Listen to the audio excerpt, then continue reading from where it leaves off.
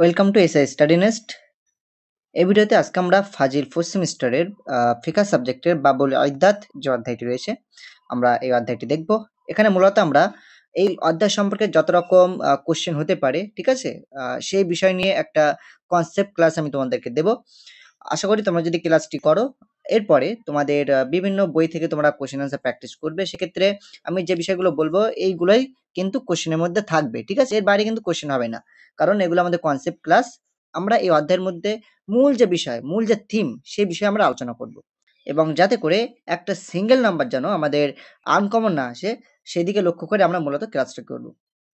আর তোমাদেরকে বলে রাখি, আমরা অধ্যায়ভিত্তিক সাজেশন অর্থাৎ যে কোশ্চেন আনসার প্র্যাকটিস, ওটা আমরা আমাদের থিওরি ক্লাস কমপ্লিট হওয়ার পরে শুরু করব।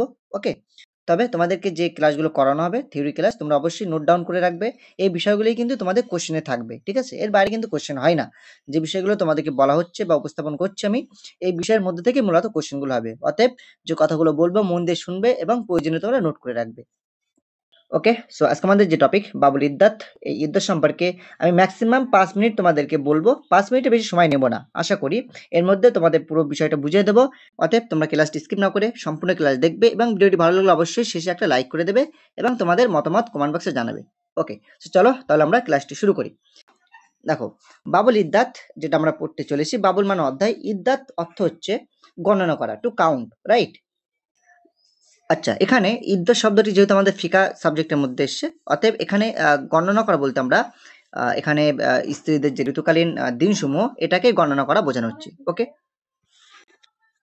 আচ্ছা, এবারে যদি আমরা একটু ডিটেলসে দেখি যে ইদ্দত কাকে বলে বা ইদ্দতের অ্যাকচুয়ালি বিষয়টা কি, সেটা যদি আমরা দেখি তাহলে বলতে পারি যে ইদ্দত হচ্ছে এমন একটি বিষয় বা এমন একটা পদ্ধতি যেটার মাধ্যমে কি হয়, স্বামী স্ত্রীর মধ্যে বিবাহ বিচ্ছেদ হলে, অথবা স্বামী স্ত্রীর মধ্যে যখন মানে সন্দেহবশত বা রাগারাগি বা কোনো কারণবশত যে শপথের মাধ্যমে বা যে ইলা করে বা অন্য অন্য যে বিষয়গুলো রয়েছে আমরা আগে পড়েছি, অর্থাৎ তাদের মধ্যে সহবাস জিনিসটা যদি না হয়, হ্যাঁ? তালাক দেওয়ার পরে বা বিভিন্ন আমরা বিষয় পড়েছি, আগের ভিডিওতে দেখেছি। ইলা করা বা খোলা তালাক দেওয়া ইত্যাদি, ইত্যাদি। তো এই যে বিষয়গুলো রয়েছে, এগুলোর মাধ্যমে স্বামী-স্ত্রীর মধ্যে যে বিচ্ছিন্নতা বা আ একে অপরের থেকে যে পৃথক যে বিষয়টা ঘটে, এবং কোনো স্ত্রীর যদি স্বামী মারা যায়, সেক্ষেত্রে আ স্ত্রীকে কি করতে হয়? কিছু একটা নির্দিষ্ট দিন কাউন্ট করতে হয়। তাই না? অর্থাৎ কোনো স্ত্রীর যদি হাসব্যান্ড মারা যায়, সেক্ষেত্রে তাদের বিবাহ বিচ্ছেদ ঘটছে, রাইট? তাদের মধ্যে বৈবাহিক সম্পর্ক নেই। সো এরই ফলস্বরূপ স্ত্রীকে কি করতে হয়? একটা নির্দিষ্ট দিন রয়েছে, ওই দিনটা তাকে কাউন্ট করতে হয়। ঠিক আছে? সো এটা হচ্ছে আমাদের ইদ্দাত। ওকে, সো যদি আমরা একদম আমাদের কোশ্চেন অনুযায়ী দেখি, যে পরীক্ষায় যদি প্রশ্ন আসে যে ইদ্দত কাকে বলে, হ্যাঁ? সেক্ষেত্রে আমরা লিখতে পারি যে ইদ্দত শব্দের অর্থ হচ্ছে গণনা করা, এবং পারিভাষায় বা শরিয়াতের পরিভাষায় বিবাহ বিচ্ছেদের পর স্ত্রী বা নারী শরিয়াতের নির্দেশে আ যে দিনগুলো আ কাউন্ট করে বা যে দিনগুলো পালন করতে বাধ্য হয়, তাকে আমরা ইদ্দত বলব। ওকে, আশা করি তোমাদের ইদ্দত বিষয়টা ক্লিয়ার হয়েছে। এবারে দেখো, ইদ্দতটা কি হয়? মূলত আমি এই যে সংজ্ঞায় বললাম যে বিভিন্ন অবস্থা রয়েছে।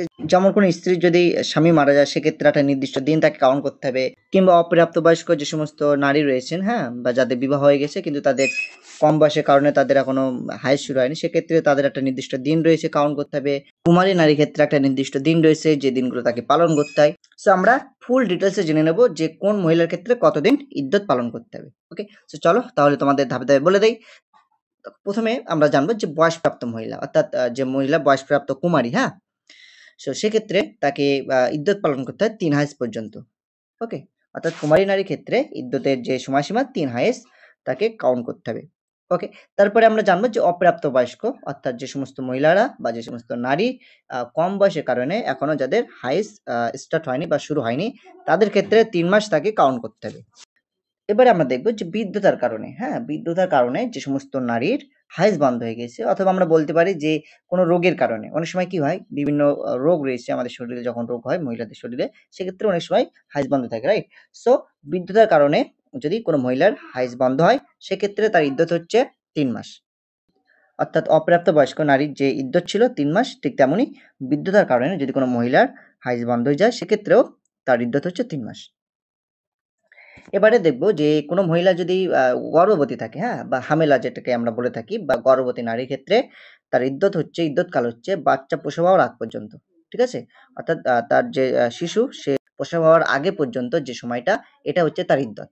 এবার আমাদের লাস্ট যে পয়েন্টটা মনে রাখতে হবে, যে সমস্ত মহিলার স্বামী মারা গেছে, আমি একটু আগে তোমাদের বলছিলাম স্বামী বিয়োগা মহিলা অর্থাৎ যার স্বামী মারা গেছে, ঠিক আছে, তার জন্য ইদ্যত কাল হচ্ছে 4 মাস 10 দিন, অর্থাৎ 4 মাস 10 দিন তাকে কাউন্ট করতে হবে, ঠিক আছে।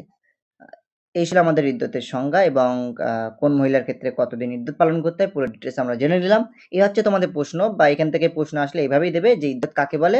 হ্যাঁ, 2 নম্বরে একটা কোশ্চেন দিতে পারে, অথবা 4 নম্বরে যদি দেয় যে প্রশ্ন দিতে পারে যে ইদ্যতের সময়কাল বা সময়সীমা বর্ণনা করো। সেক্ষেত্রে প্রত্যেকটা মহিলার সময়কাল তোমাদের বর্ণনা করতে হতে পারে। হ্যাঁ, তোমাদের অবশ্যই উল্লেখ করে দেবে প্রশ্নের মধ্যে। সে হচ্ছে তোমাদের বিষয়। আশা করি তোমাদের ইদ্যত সম্পর্কে সমস্ত ডাউট ক্লিয়ার হয়েছে। আর যদি তোমাদের কোথাও ডাউট থেকে থাকে অবশ্যই তোমরা কমেন্ট বক্সে লিখবে, ঠিক আছে? তোমাদেরকে আমি অ্যান্সার দিয়ে দেবো, অসুবিধা নেই। ওকে, তোমাদেরকে একটা প্রশ্ন ছুড়ে দিচ্ছি, তোমরা অ্যান্সার করবে। ইদ্যত শব্দের আবিধানিক অর্থ কি?